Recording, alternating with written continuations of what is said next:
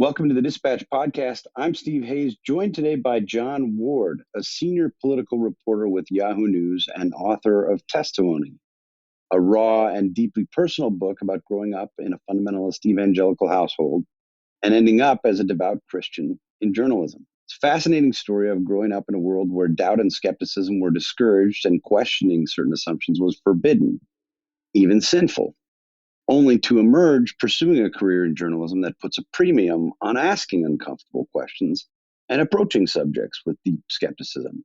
We talked about Jon's faith and the pressure to conform with church leadership that often didn't practice what they preached.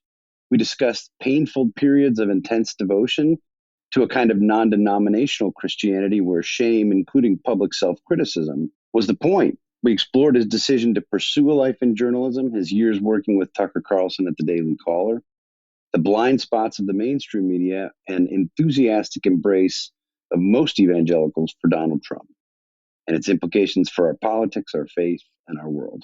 I hope you enjoy the conversation. And when it's done, stick around for High Stakes, a new mini-series hosted by me and Sarah Esker, related to a little bet that we made about the presidential election. It's a members-only feed, so in order to get access to it, you'll have to join the Dispatch. If you're already a member, you can follow the link in the description and get access to your personal private feed. If you're not yet a member, please consider joining the Dispatch for access to High Stakes and to all of our work here and in our newsletters and on our website.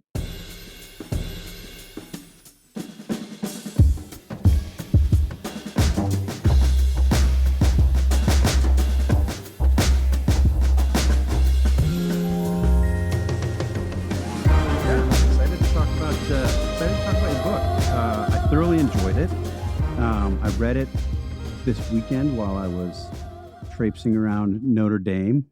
Very different religious tradition than the one that you describe, and very different from the religious tradition that I was raised in. I was raised a congregationalist in suburban Milwaukee, and it's not a congregationalist in the sort of northeastern sense that people understand congregationalism. It was a conservative church, I would say, culturally and morally, but a pretty liberal church theologically.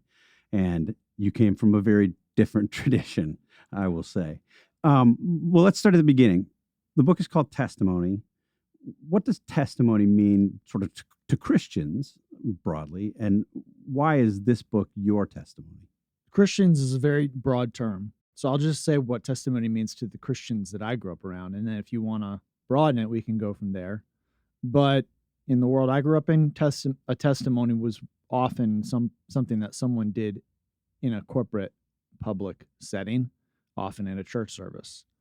And they would usually stand up or go to the microphone on the stage and talk about ways in which they had faced a challenge usually, or hit a low point, something of that nature, and how God had helped them or met them through that.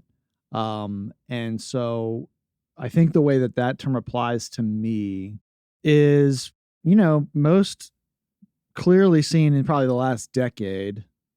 I'm thinking of how testimony applies to my entire life, but also to the last decade. I think if I were to say how it applies to my entire life, it's kind of my story of growing up in a very intense faith culture, feeling pretty early on like there was something a little off about it, but never really wanting to reject it entirely, and I still feel that way.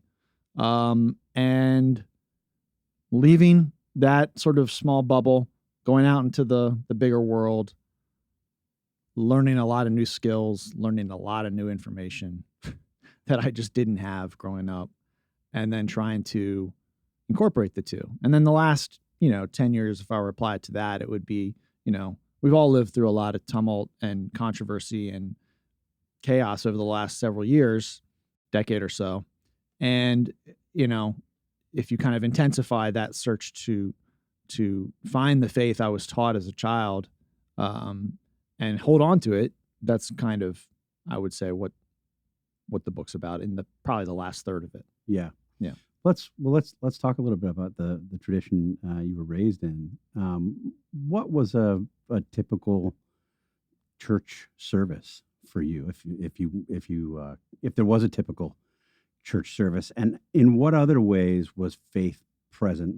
Was the church present in your life, sort of between Sunday and Sunday? It's interesting because the church service that I was a part of from, infancy to early teens was pretty different from the church service that I went to at the same church when I became most intensely religious around college, which I think gives me, I had very intense, very close experiences of two different forms of non-denominational Christianity, both of which I kind of write about through different archetypes in the book. Yeah, describe that evolution. That's an interesting part of the book, I think. So the early decade of my life, we were a church that was charismatic, non-denominational, and that has a specific meaning. Yeah, it came out of the Jesus movement.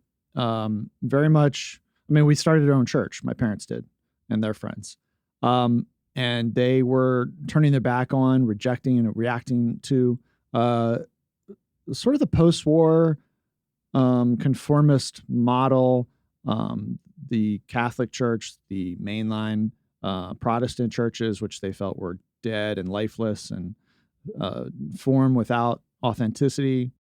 And there's a movie out right now, The Jesus Revolution, which conveys some of that period, which is where they came to faith. They became born again, and they started their own church. And so for the first decade or so of my life, we were, our church services were super charismatic. A lot of obviously a lot of raising hands and praying in tongues. But other, a lot of loud music.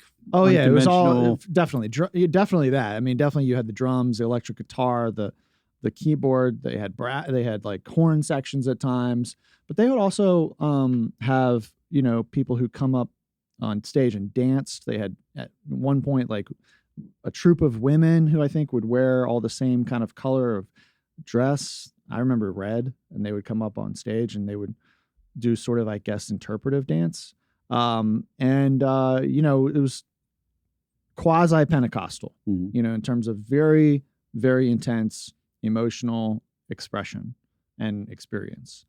And to be fair, like the charismatic forms, some of those stayed with the church for a long time in a way that a lot of evangelical churches retain some of the flavor of the Jesus movement even today, where they're, they have the rock bands.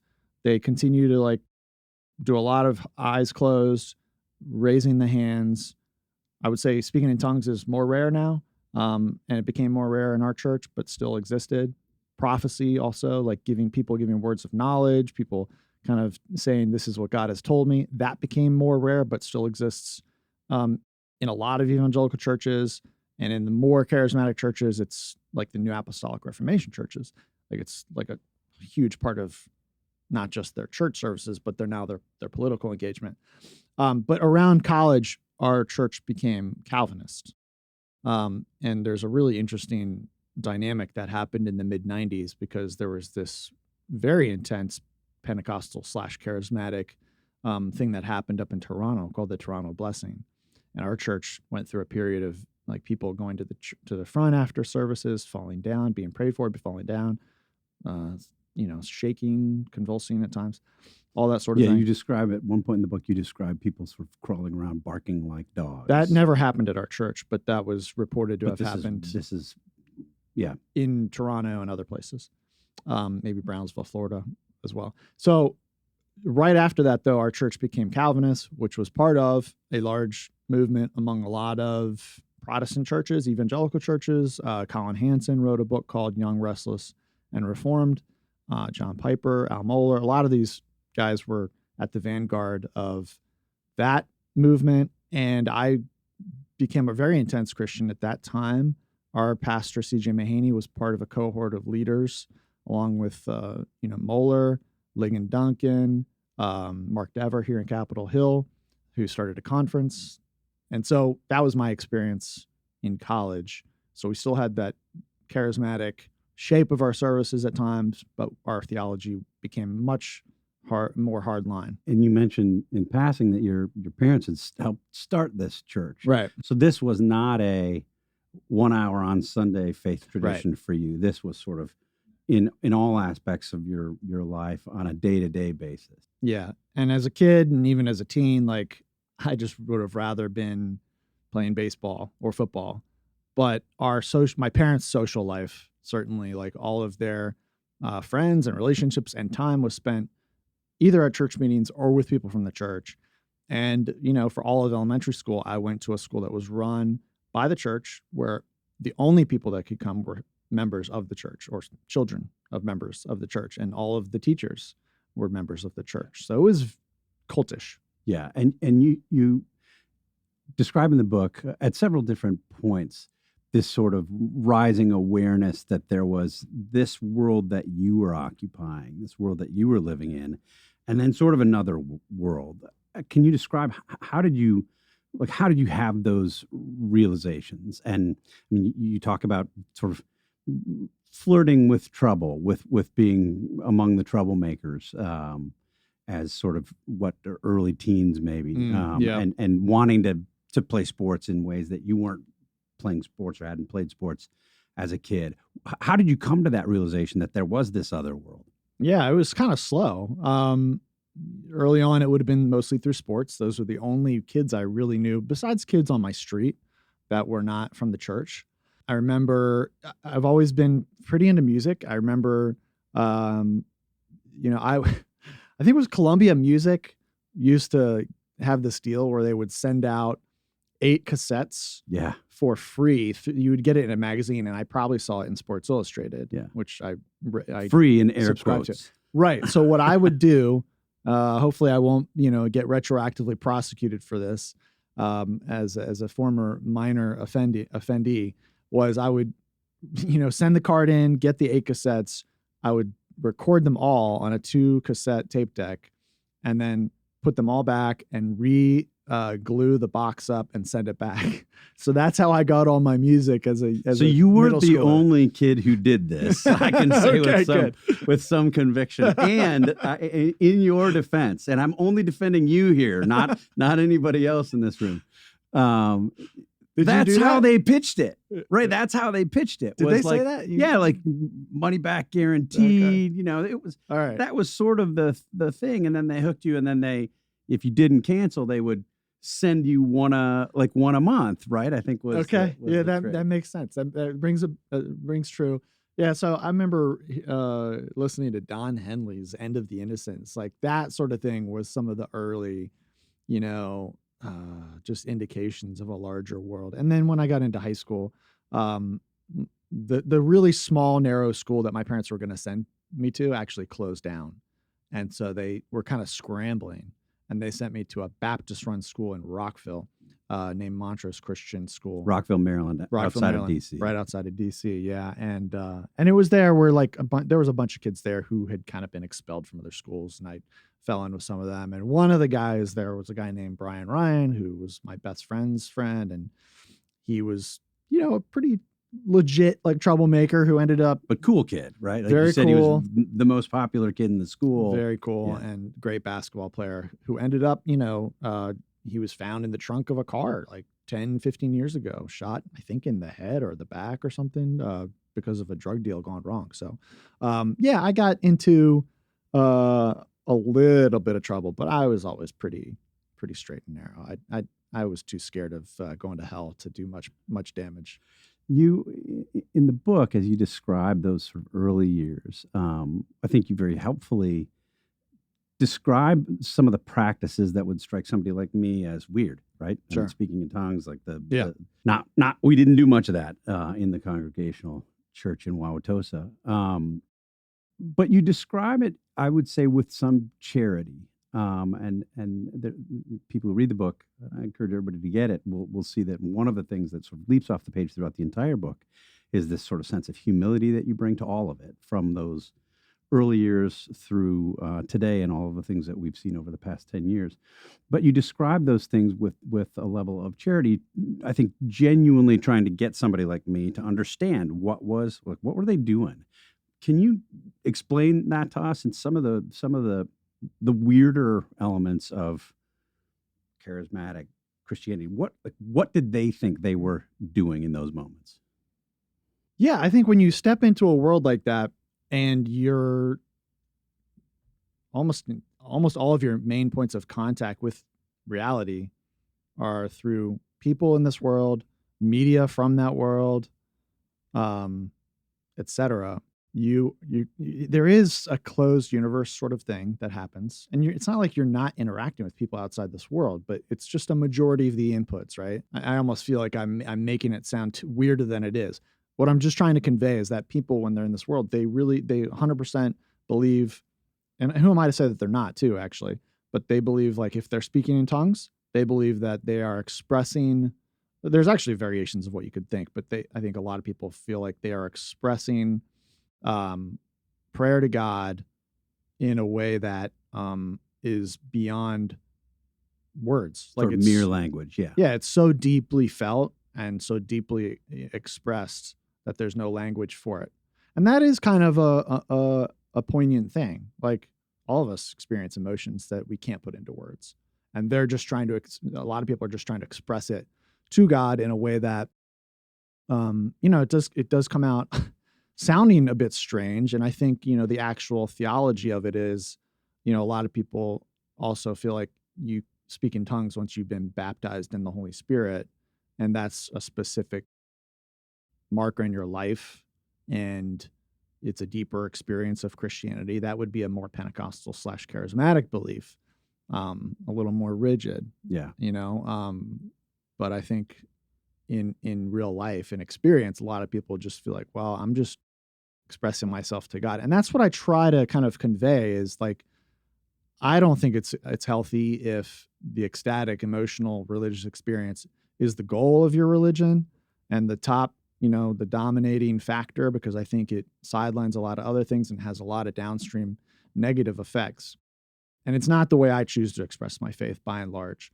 But I do know that a lot of people come to these church services and these church congregations, and they experience profound emotions and catharsis and closeness to God. And so I just think it's really unhealthy if we look down our nose at it. I also think a lot of charismatics think that their experience is the best form or the only true form.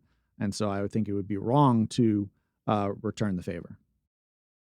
So as you sort of grow in your faith journey, you begin asking questions about a lot of what you've been taught about the church sort of broadly understood. And this happens at a time sort of through your teens and into your early 20s when the faith as you practice it intensifies. I mean, you describe in the book this period in your early 20s, these meetings that you used to go to at Starbucks, things that you did elsewhere, really sort of raw and personal stories that there was this tension in the way that you were describing the intensity of your approach to faith, and at the same time sort of distancing, growing further and further and asking more and more questions. Am I right to see that tension, or am I reading something into it? No, I think you are right. I don't think I was all that serious of a kid intellectually, but how many kids are? I mean, I was a kid. I read a lot, so there was that. But in high school, I was kind of like a mild jackass in high school, more interested in sports and still pretty sheltered. And then in college, as you mentioned, I became very religious, but I also, went to 2 years of community college, played some baseball there. And then I went to the University of Maryland. And at the University of Maryland, that's where my mind began to actually get awakened. I had a Shakespeare professor named Michael Olmert, who really lit my imagination and my desire for learning, really lit that flame. And I had other professors who I really enjoyed. And so, yes, at the same time that I was finding a lot of purpose and meaning and identity in a very intense pursuit of religion and church life, I was also at the same time just awakening to the worlds of literature and the whole world. And I wasn't yet at a place where I thought that news and politics were of interest to me, because quite frankly, I kind of wanted to just be a Thoreau type figure, probably, who went out into the woods, or a novelist who wrote the great novel. And I thought that the news was too transient and kind of below me. But there was those cross currents happening right there. The writing was the point. I mean, that's how you got into journalism. It wasn't necessarily That's right. because you wanted sort of narrative nonfiction or long form nonfiction storytelling. It was, you just wanted to write. You liked to write. I did, yeah. And because I'm not angry or bitter at my parents or even my church, for doing this. Because I had so little exposure and resources growing up, I've graduated from college and I've taught 2 years of high school at the same church high school. And so I'm now 24, and my only real career direction is I want to write for a living. And I have basically no contacts and no real, I have no clips to give people. I have really nothing. So I just start talking to people who I do know about what kind of, I asked them for advice. And a lot of people said, write for newspapers. And I happened to come into contact with somebody whose husband was an assistant managing editor at the Washington Times. And I got an unpaid internship and then 6 months later became a news clerk. Yeah, that's when I first started reading you. I was a regular reader of the Washington Times back then. You read my coverage of the Wash FM. It was. I Christmas don't music? think it was you had this stage. I think during your internship where you were sort of general assignment. No, I used to read the Washington Times sort of front to back. Yeah. So I'm sure I saw you interesting. there. Yeah. But then you covered Maryland politics and sort of grew into national politics. What was it like working at the Washington Times? It was a conservative newspaper back in the day. When I was reading it, was the sort of local alternative to the Washington Post. Yeah. I read it first and then would read the Post. And this was at a time when I considered the Post just this horrendous liberal rag, and thought the Washington Times was a much better source of truth. What was your experience like? And was I right back then? About the Post? And the Times? I don't know. I mean, the Times was a great, weird place. It was very old school in a lot of ways in its journalism. A lot of people who, I come in the fall of 2001, 9/11's just happened. We're about to invade Afghanistan and Iraq. So there's a lot going on, but there's a lot of people at the paper, I would say mid-level editors, who have been in journalism for at least 10 years. So that's going back to pre-internet, and we're at this time where me and other young reporters are coming in and trying to help the paper move in a more digital direction, which obviously took a very long time for a lot of newspapers. So, there was a lot of this old school approach to which I think is great to news gathering. And the paper did have certain, clear biases. I remember the old managing editor or editor-in-chief, I can't remember his title, but Wes Pruden, I think he was the managing editor. His father actually had been one of the community leaders who had opposed the Little Rock Nine. Yeah. And so he was from the South. I remember they had the Civil War section. A lot of people called him a neo-Confederate because of his sympathies for the South during the Civil War. And he had this policy that we couldn't, if we were referring to same-sex marriage had to be in quotation marks. So there were things like that. And obviously the paper was owned by a South Korean cult leader, Sun Myung Moon. I'm actually not sure who owns the paper now. Do you know? Yeah, I don't. I know it's transferred hands, but I don't know if it's out of the family. But so the building was kind of like right by the National Arboretum. It was kind of run down. And I just learned a lot of good journalism there. Yeah, I mean, you were doing. I mean, the thing that was sort of interesting to me is you were doing sort of real old school journalism, reporting. Right. I mean, you described going down to was Virginia Beach, and covering the trial of the DC sniper, and to your point covering about the sniper before that. I mean, this was like old school journalism. And to your point about the Washington Post, like every day in the courtroom, both in the preliminary hearings and the actual trial of John Allen Muhammad, the sniper, who's since been executed. I sat most days next to or close to Josh White, who was the Washington Post reporter, who I think was just like assigned to the Prince William Bureau. And that was my standard. Like I was trying to compete with the Post, and they were really damn good at that level of reporting. And so I did, I did like 8 years at the Times, and most of it until the last couple were just very mundane local reporting, which a lot of times I was banging my head against the wall trying to get out of there. But a great way to learn journalism, if I can say. Yeah, and I wish I hadn't been so impatient to get out of there because there was so much good, just like real life to report on. So many stories. Yeah. So moving forward, you sort of establish yourself. You become sort of a name that people read, look for the byline. You start covering national politics, and then you're recruited and start to work in 2009 for the Daily Caller, right? Which was this startup that Tucker Carlson and Neil Patel launched. Can you describe sort of how you came to work there and what the original intent of the Daily Caller was? Well, this office actually reminds me a lot of the original Daily Caller office, with all of our kegs and no kegs that I've seen yet. Maybe you hide them in the kitchen, but no, just the sort of no frills. This is like there's newer buildings downtown. This is one of the older ones. I know you're transition housing here, but it just reminds me of that. But I came there because I'd been at the Times for way too long, and this was 2009, so we had just had our second kid, I think.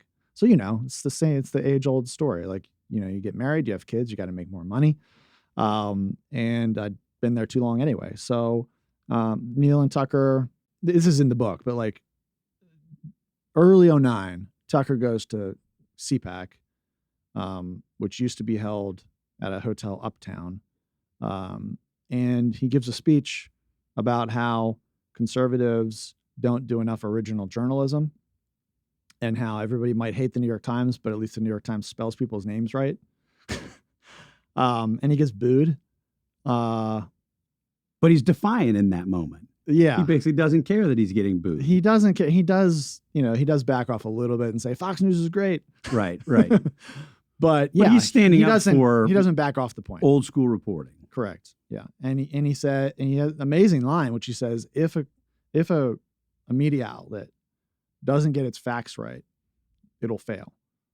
And so that was the original vision of the Daily Caller. It was, I think there were comparisons to HuffPost at the time. Yeah. A conservative Huffington Post, which is doing reporting, has a conservative worldview. I didn't really care about the worldview thing because at the Times I didn't want to be perceived as having a water to carry, and I felt the same way at the Daily Caller. But it was sort of the next adjacent move for me to make, and it was a good year and a half. It was a good year and a half for me.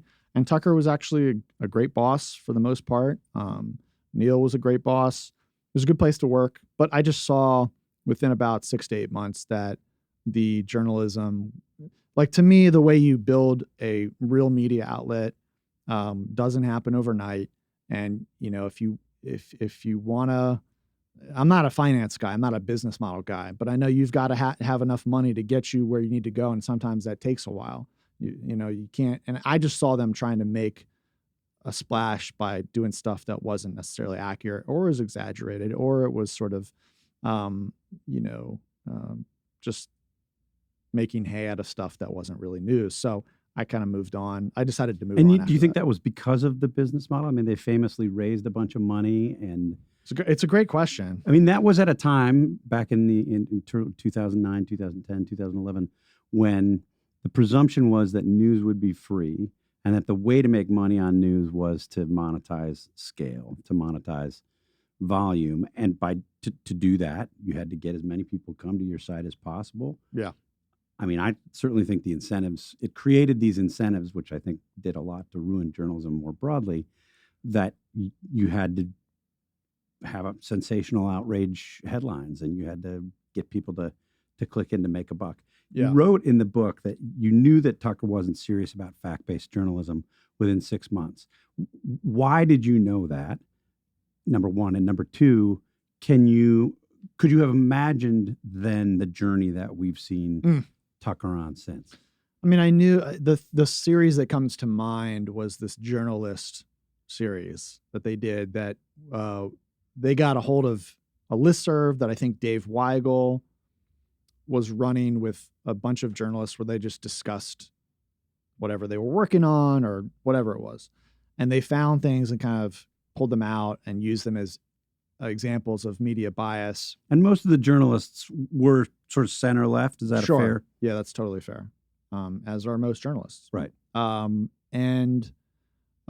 We did a series of stories, and there were a couple that had, some legitimacy, but were then exaggerated. But there was one in particular, I think it was about Michael Scherer, who is, I don't know Now where at he's the at. Washington Post. I think he's at the Post. Yeah, not Michael Scherer.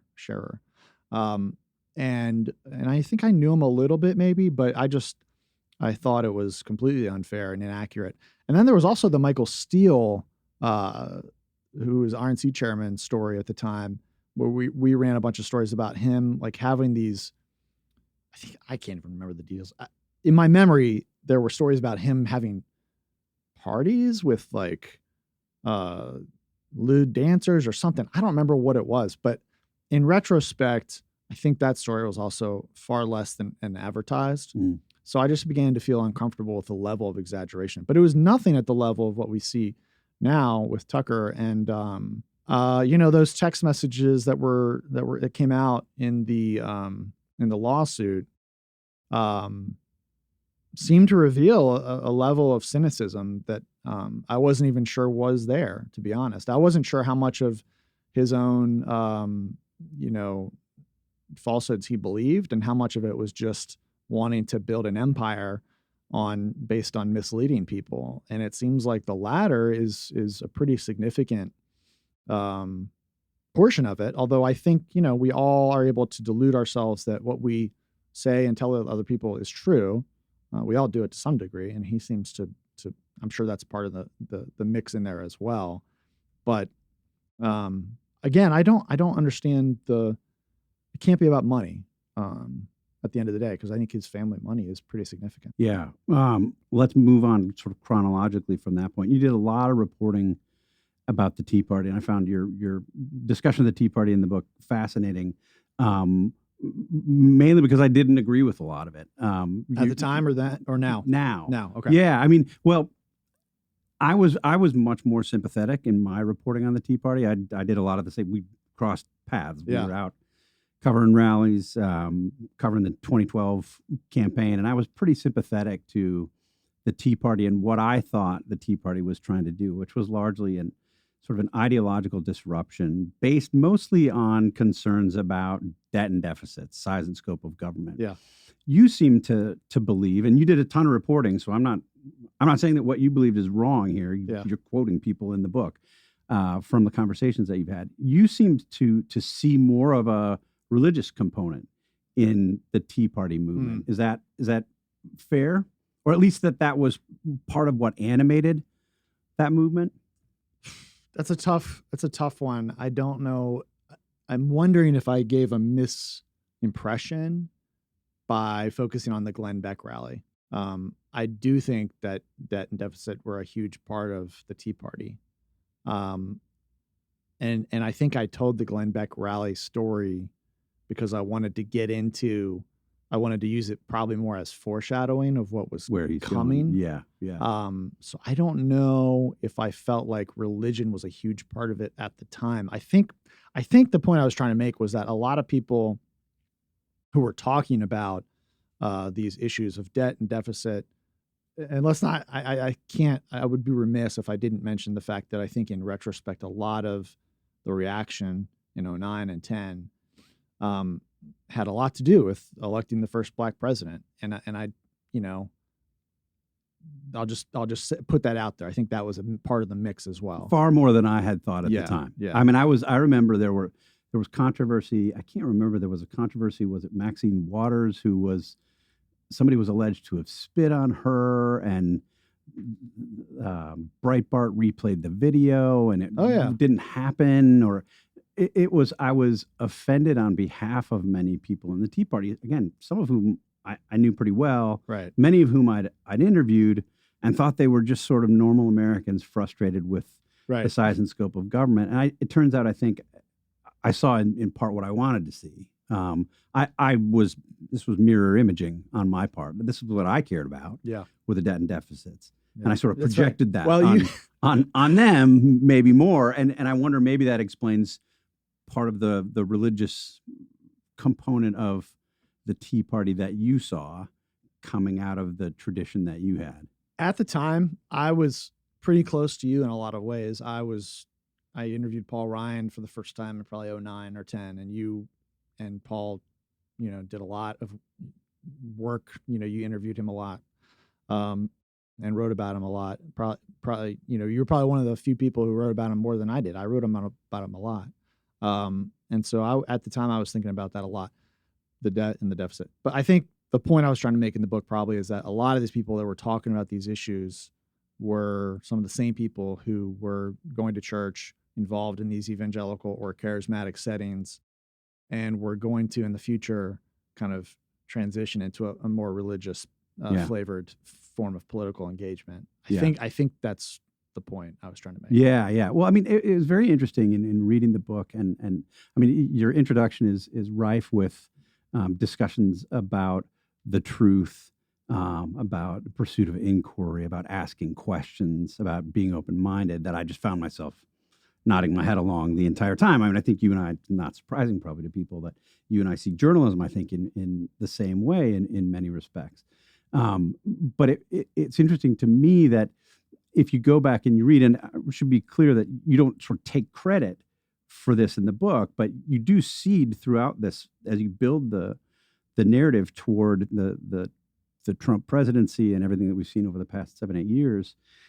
You do sort of drop crumbs and say, like, well, maybe we ought to have seen some of this a little bit earlier, with this eagerness to sort of simply assert knowledge and the sense of certainty that that some people on the right had, that wasn't sort of consistent with asking questions. And you talk about that in the faith context throughout your childhood and growing up, and then it's sort of there in the political context as you describe your evolution as a journalist. I mean, life, it seems to me, in my mid-40s now, is just one series after another of events and occurrences that the main message is just to slow down.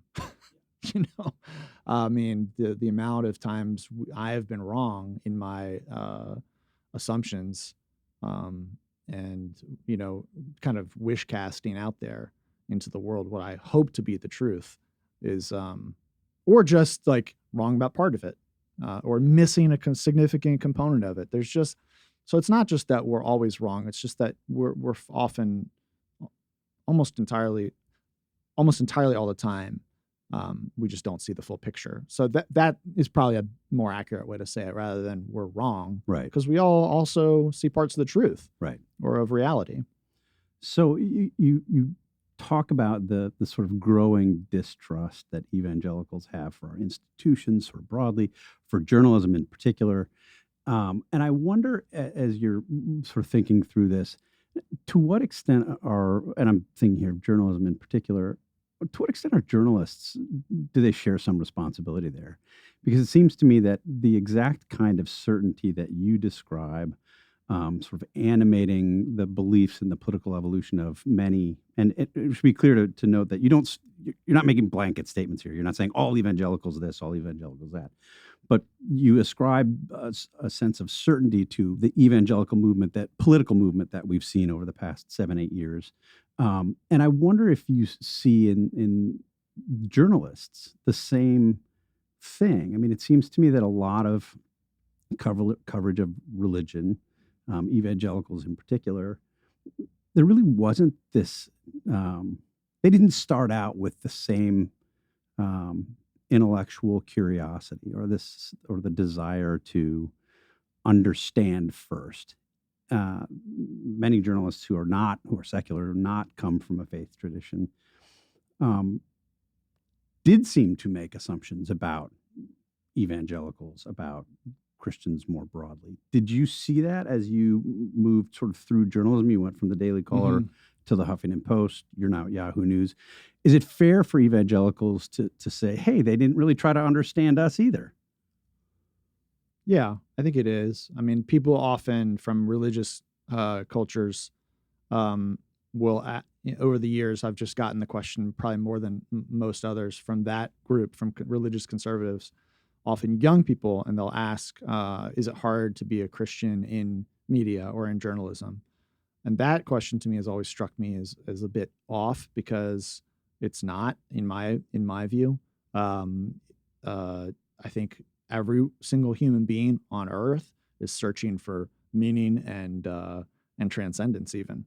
And so I think that's a pretty common ground that we all have. And I, find many ways to reach that common ground in relationship or conversation with other journalists and other, people in various aspects of life in DC. But when it comes to the media's approach towards religious conservatives, two factors, I think, drive the dynamic you're describing. One would be that most people don't come from that world in media. And the second is that the incentives of media over the last 20 years especially have been to speed up and to do more volume rather than to slow down and to do more quality. Right. And so that is a reductionist force. I also have thought, since the Hugh Hewitt interview, a lot about what it means to be intellectual and what it means to be anti-intellectual. So Hugh Hewitt, just to bring our audience in, Hugh Hewitt, prominent talk radio host, interviewed John a couple weeks ago about the book. Interview might be a generous way of describing it. He sort of asked you a single question at the outset of the conversation, then proceeded to tell you what you had written and what he wished you had written. It was a curious interview. Anyway. Yeah. So I make the point in the book that there's a lot of anti-intellectualism in evangelicalism. Mark Knoll wrote a seminal book in 1995, former Notre Dame professor, called The Scandal of the Evangelical Mind. That's one of many markers. Hugh took offense at that and said there's a lot of people who he knows in evangelicalism who are intellectual. So I've thought a lot about what does intellectual mean, what does anti-intellectual mean since then. And I think to be anti-intellectual means that you very, very rarely do you say, I could be wrong, and very rarely do you kind of take the approach that you don't have all the answers, or you don't have a full handle of the truth. And there was another part of it that I've now forgotten, of course, but I don't know. That was the other statement. And in thinking about that, I thought the other place besides church where I've felt almost like a physical resistance to those two statements is a TV studio. Yeah. I don't know. I could be wrong. And so it was an interesting, moment to think about how network TV, cable TV has also a pretty strong strain of that flavor of anti-intellectualism. And so I think that's another reductionist force. I'm a huge Neil Postman fan. Yeah. His book, Amusing Ourselves to Death, has made a big impact on me. Likewise. Yeah. Very, very interesting book. I think I've mentioned it on this podcast probably a half dozen Once you read times. it, you can't stop talking about it. It's becomes obnoxious even to yourself. That's right. Yeah. I was, I did Fox News I did a lot of things on Fox News, but I was on most regularly with Brett Baer, the 6:00 show on his panel. I think Brett does that show and that kind of discussion. He leads that kind of discussion as well as anybody in the business. But we had a thing. We used to do it. We would make predictions on the panel, and Brett would go, he'd say, "Is this likely to happen or is this? Is this likely to happen or is this?" And he did it for fun. Brett did it for fun. He was sort of like winking at his audience, like he knew this. We shouldn't take these predictions very seriously. But as often as not, I would say, "I don't know," or I would say, "Well, I can see it this way or that way," and he would always roll his eyes. It became sort of a thing because he would roll his eyes at me like, "Really? You can't just tell us what your guess is, But it was that same impulse that you're describing, where I didn't want to make a bold prediction. Even now, I'm thinking about, like, if you're on a panel discussion that has nothing to do with television, it's at a university or something. If you go up there and say, "I don't know," or "I could be wrong," a lot, like, that's not really serving the audience. And so this is not a universal judgment on TV. It's just the fact that TV, it's on all the time and it's driving so much of the conversation. Right. And it does push people. The medium rewards it. The medium rewards certainty and authority. Right. And if you can say something really wrong, but be bold and assertive as you say it. Yeah. And then there's the programming incentives of the business model, which is all about, make sure the eyeballs stay on the screen no matter what. Right. So I know we're running out of time. I have many, many more questions, but let me just get to a couple in closing. One of the things that struck me as I read the book was you sort of saw some of the evangelical enthusiasm for Trump coming. You didn't, again, you're not claiming credit for having predicted it, but I think the book sort of seeds in the reader's mind, hey, this thing is coming, and there's a reason that evangelicals will be as supportive of Trump as they are. Again, that's not my tradition, and I found it shocking. It was out of the blue, didn't understand it, blind spot for me. And I used to speak every year at a conference of, weren't all evangelicals, but religious conservatives, 400 or 500 of them. Wonderful conference. I loved going to it. Met some really terrific people. And I remember appearing there in January of 2016, right before the Iowa caucuses and the New Hampshire primary. And I was given a talk. It was a fireside chat, and I gave a little talk about some of the reporting I'd done on Benghazi. And then the Q&A session turned toward contemporary politics, like what was happening in the presidential race.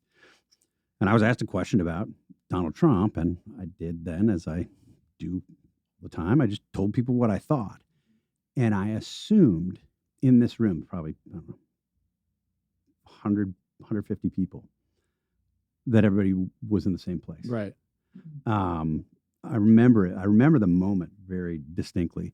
Senator Jeff Sessions was in the back of the room, and as I spoke, very critical of Trump, he looked like sort of an old school cartoon character with his face turning red and steam coming out of his ears. I could see that he was frustrated with what I was saying. And he was flirting publicly at that point with endorsing Trump. But what really surprised me was there was a group, it turned out to be a pretty sizable group, maybe a couple dozen, in the audience to the right in front of the podium to my left. Absolutely furious. Yeah. Couldn't believe that You're observing this from the stage. I'm observing this from the stage, and they're shouting. They're angry. Wow. Yeah. And I had conversations throughout the rest of the weekend about this and the extent to which people were making an affirmative case for him. Why did it not surprise you the way that it surprised me? Again, with the Glenn Beck thing, I didn't mean to give the impression that I saw this coming. I think it was more an issue of me writing the book in a way that was retrospectively. Yeah, no, and I want to be very clear on that point. You're not using the book to say, like, everybody should have listened to me. I knew it was coming. I'm smarter than everybody else. No. Not at all. Yeah. But I think, like, it surprised you a lot less than it surprised me. I don't know. I feel like throughout, even like into the spring of 2016, I was still thinking, evangelicals were going to, vote with principle. Yeah. And I kind of remember even on election night in 2016 being surprised at the 81% number. Yeah. So I'm not sure I was surprised a whole lot less than you were. And even now, I feel like I've been wrong a lot on a lot of this stuff. And so it creates a weird dynamic moving forward, because I want to say, well, the same thing's going to happen in 24, but maybe I'm wrong about that. Maybe evangelicals are not going to go with Trump this time. I have no idea. We can look at polling numbers. We can look at anecdotal stuff. And Tim Alberta just wrote a piece. I do feel like a lot of the stuff about Trump now is, again, wish casting. Like, oh, it's, we don't want him to be the nominee or president, so it can't happen. Right. And I definitely feel like I'm inoculating myself against that and just saying, like, yeah, it sure can happen again. Yeah. Well, I may be guilty of that myself. Maybe I'm not phrasing the question quite the right way, because you convey in the book that you were, surprised might be the best word about it. This wasn't exactly what you had expected, but when you talk about the kinds of things that you'd seen growing up, the sort of lack of questioning, the assertions, the certitude, and the increasing sort of political tenor of these discussions, tracing up through, the Gary Bauer and Rolf Reed. It seems to me that that it was all there for the seeing, and maybe this is sort of a gradual epiphany on your part. I think a lot of the pieces came together in the writing of the book. Looking back at the last couple years, reflecting on it, doing some research, and just writing it down, I think a lot of the pieces came together. One of the big things that wasn't just from writing the book, but that became clear is just how important primaries are, because my experience with my family was the most up close, test case I had. And they didn't like Trump early on. They wanted somebody else.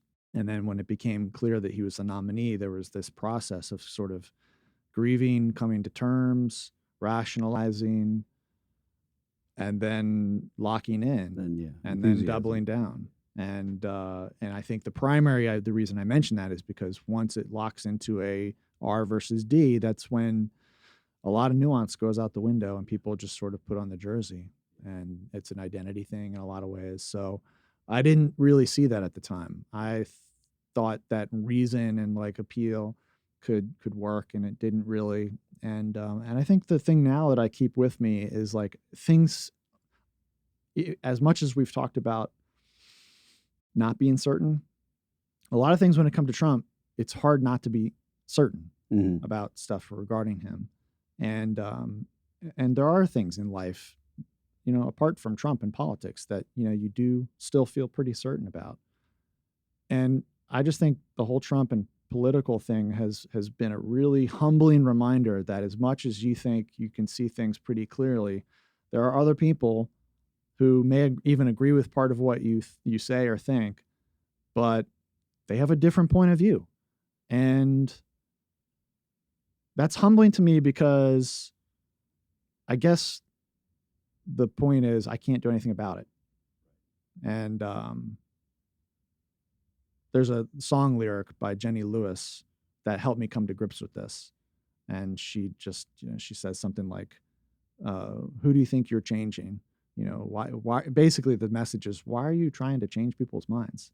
So as a journalist, my desire is to serve people by giving them as much of the truth as I can get. And I've had to, over the last couple of years, just realize that, you do that and then it's out of your hands. Right.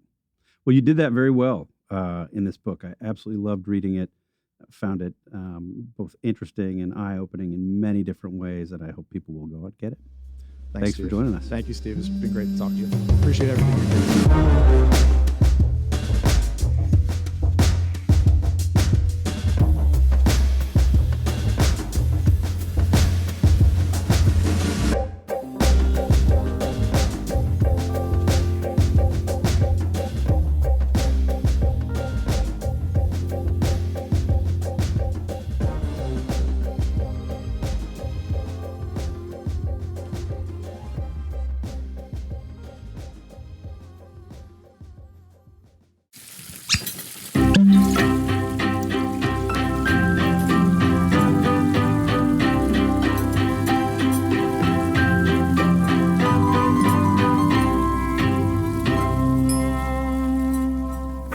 Steve. Sarah, how are you? Well, I wanted to check in on our little high stakes bet, if you will. First of all, let's level set here. Let's make sure we still agree on the bet. My understanding of the bet is that I said, if Trump runs, which is now we can get that part out of the way because he is running. So the bet was if Trump runs, that I said he would be the Republican nominee. And at some point then we doubled down on that. So now it's a 2-steak dinner about Trump winning the nomination. Is that correct? So I had a slightly different understanding of the bet, but let's go with yours. What was yours? Let's go with yours. No, now I'm curious. So my understanding was that the first part of the bet was exactly as you described. Okay. Maybe I'm forgetting the second part. I had the not. Yeah. Right? Trump will not be the Republican nominee. But then in a moment, a fit of boldness before the 2022 midterms, I believe I doubled down by saying that Joe Biden would not be the nominee for the Democratic Party. Oh, I think you're right. I have to be honest about that. I feel not so great about that part of the bet right now. But there's a long time. Could happen. There is. Anything could happen. Okay, so I just wanted to check in on how you're feeling about it. So let's just take it one party at a time here. How are you feeling about the Republican side of the bet? The Republican side of the bet, I'm sort of where I was. Certainly, we've seen Donald Trump have much better polling in the past several weeks. And, to the extent that we thought irresponsibly this far out that it could possibly be a 2-person race between Donald Trump and Ron DeSantis. Ron DeSantis has lost some altitude. His polling has declined over the past couple of weeks. But this was always a long-term bet. My view is the more people become reacquainted with Donald Trump, the less they're going to like him. I said that at the time, being fully aware that I had said the same thing in 2016 and turned out to have been wrong about that. Maybe my faith in Republican primary voters is misplaced, but I have a hard time still believing that they're going to renominate Donald Trump. I also think it's relevant that this is a bet on what we think will happen, not on what we want to happen. For sure. And I often I'm a catastrophizer. I always plan for sort of the worst case scenario. Ever told you that one time, it's never happened before, you plan anytime you're about to have an uncomfortable conversation with someone, I just go through it in my head for hours and hours. That's my personality. But there's one time it actually was exactly what I prepared for in my catastrophizing. And it's really relevant to this conversation, which is I had to interview for my job at the Department of Justice, which, it's the Director of Public Affairs. So it's not a not senior position, but it's still it's not the Attorney General and it's not the Deputy Attorney General. And Donald Trump made me come to the Oval Office to have a job interview with him for that job. Mm-hmm. And my catastrophizing version was that he would go through all of the things I had ever said about him on cable news in the run up to the 2016 election. And as I was standing there in front of the Resolute desk in the Oval Office on a beautiful January day, that's exactly what happened. Is it really? Was he reading? He had a folder. He did? He had a folder and he opened the folder and just started reading. He's like, you said on whatever October date that I was smart, but a bad person morally. It went on from there. So I'm feeling concerningly good about my side of the bet. I think that there's obviously a path for Ron DeSantis, or even a Ron DeSantis, if you will. But history is on my side. Donald Trump is the clear front runner, has been. I have a hard time imagining that's going to change in the next 3 months. And if that's the case, those 6 months of polling have been pretty predictive, about 50%. And we haven't even seen someone who's this far ahead, even if you go back to 2008 with the Hillary Clinton, Barack Obama polling. Hillary Clinton, I don't think, was this far ahead of Barack Obama, really. And so Donald Trump is maintaining his lead. And it does remind me of 2016 in the sense that we're all like, yeah, but it can't continue. And it did. Yeah, no, I think you're right. And I think you're right to be confident about it at this point. Let me ask you the question.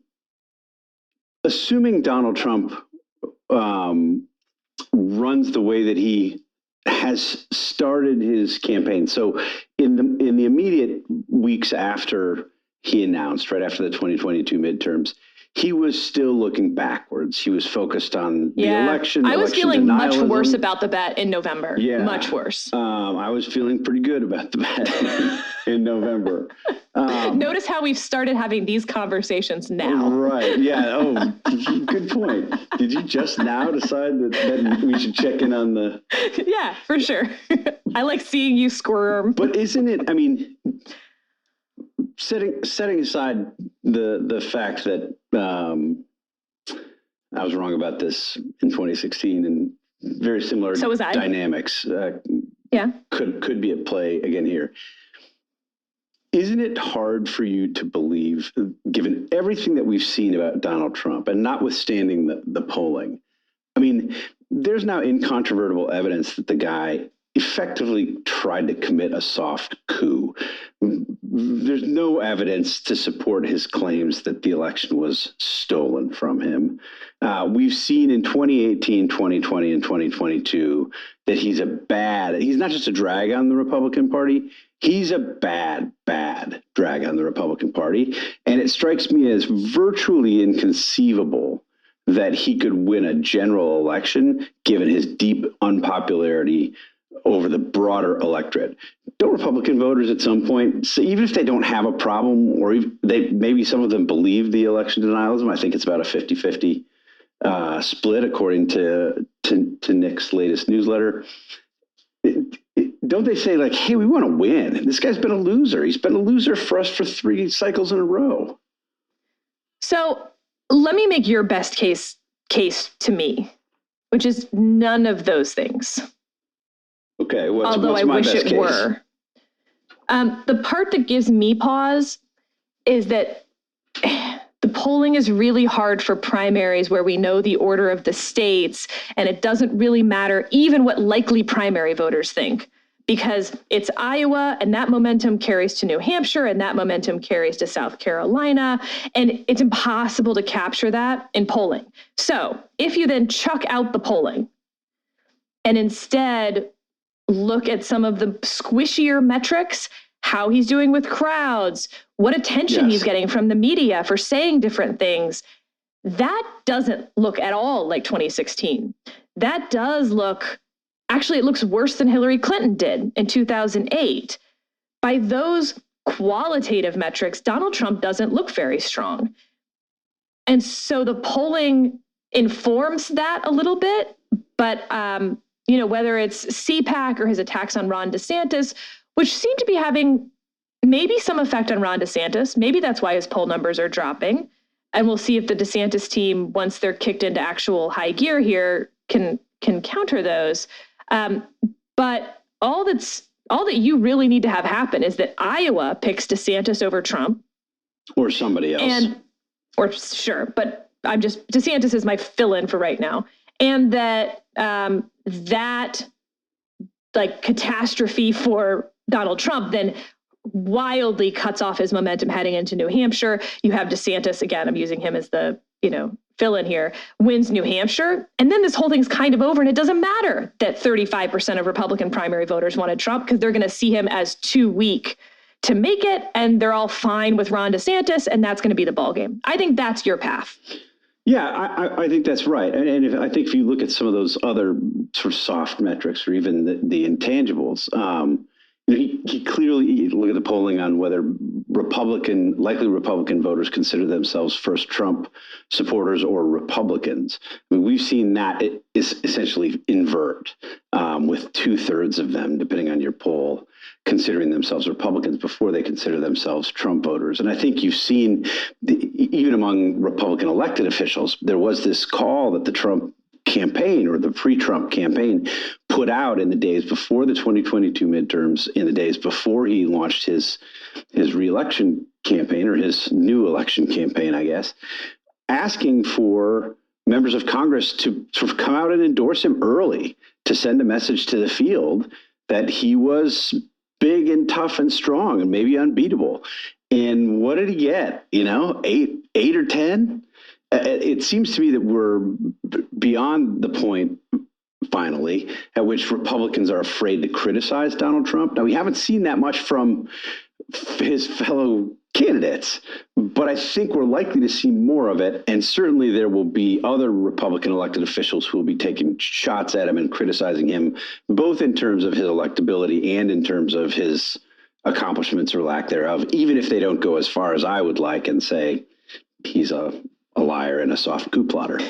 All right, so let's move to the Democratic side, because this one's really pretty quick and easy, and it applies to the Republican side. I'm feeling obviously very good on the Democratic side. Joe Biden will be the Democratic nominee, but for an act of God, which with two candidates at this age, and I, by the way, spent way too much time on the Social Security Administration's actuarial tables page to look at what the real odds were.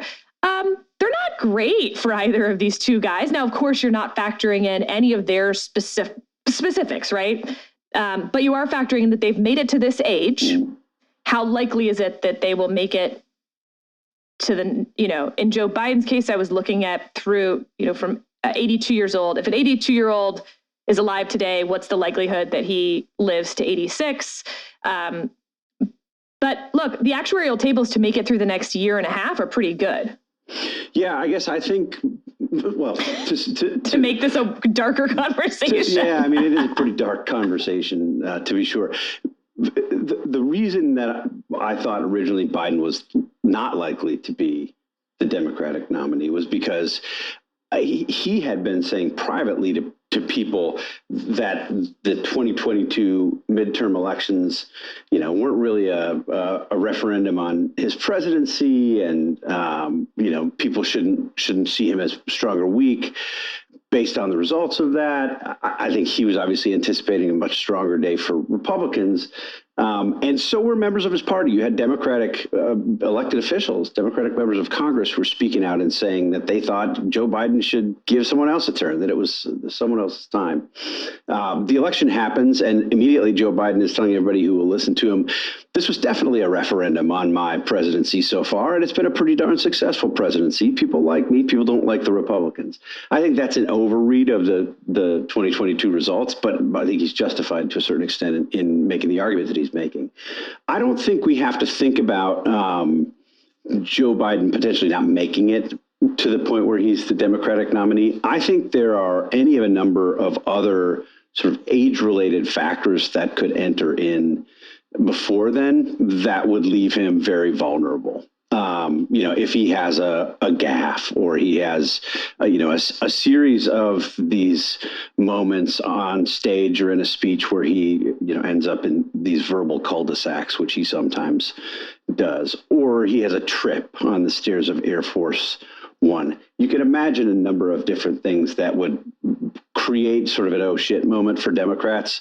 You're already seeing, by the way, even as Joe Biden looks, the likely Democratic nominee, you're still seeing people talking about making creative plans that they're floating about another vice president or different running mate. Greg Craig, who's, sort of an avatar of the Democratic establishment in Washington, D.C., worked for the Clinton and Obama White Houses, had I don't know if I'd call it clever, New York Times op-ed about the way that the vice president should be picked given Joe Biden's advanced age. The conversations that have been taking place behind the scenes for a couple of years now seem to be taking place more and more in public, and that will accelerate if there's a problem. Fair enough. All right. Well, next time we check in, we can dive into where we're going to go, even though we don't know who's picking up the check, because it's important to decide that. Okay. I have an idea. Table it. I'll hold it. Yeah, I'll hold it. Next time. It's a good one. All right. Have a great weekend, Steve. You too. Thanks. Bye. See ya.